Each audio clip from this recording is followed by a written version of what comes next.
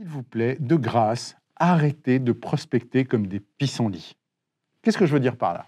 On est en 2024. Je voudrais que vous réalisiez qu'on est à l'heure d'une surabondance d'informations complètement inouïes, jamais connues et absolument fantastiques.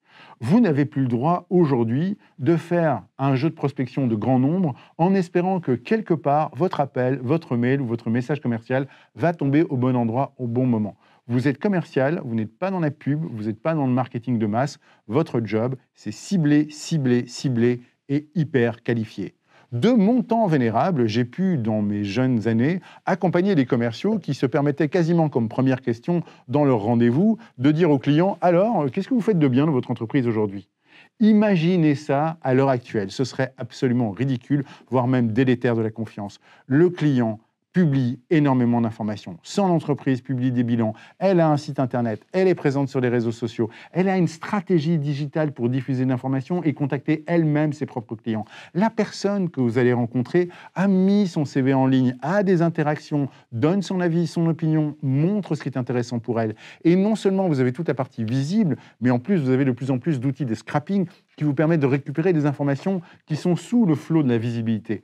Vous n'avez plus le droit d'arriver non préparé.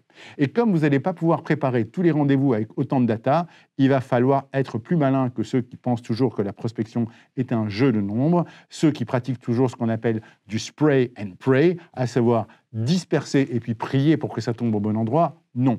Vous allez devenir des stratèges. Vous allez choisir un nombre de comptes beaucoup plus limité, des comptes qui font du sens pour vous, qui sont importants, voire même que vous désirez, avec lesquels vous avez envie de travailler. Et cela, vous allez faire un effort de qualification extrême, hyper vigilant. Vous allez tout savoir sur eux, tout contrôler, tout maîtriser pour pouvoir être le plus pertinent possible en rendez-vous. Rendez-vous compte de ceci, Roméo ne peut pas se pendre à tous les balcons.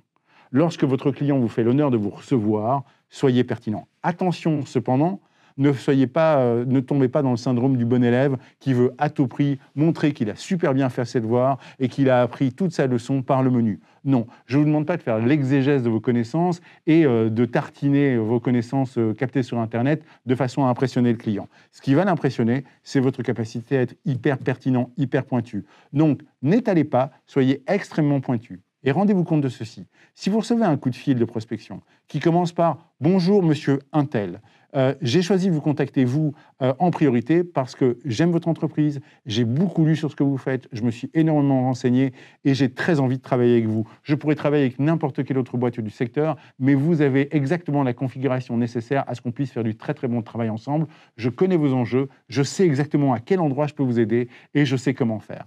Vous avez déjà beaucoup plus envie de me recevoir que si simplement je vous passe un coup de fil et que je tente de qualifier votre job ou votre description de fonction. Alors, de grâce, soyez hyper qualifiant, hyper pointu, hyper pertinent et arrêtez de prospecter comme un pissenlit. On se retrouve bientôt dans une prochaine consultation de Dr Sales et n'oubliez pas que la santé de votre entreprise dépend avant tout de la santé de vos ventes.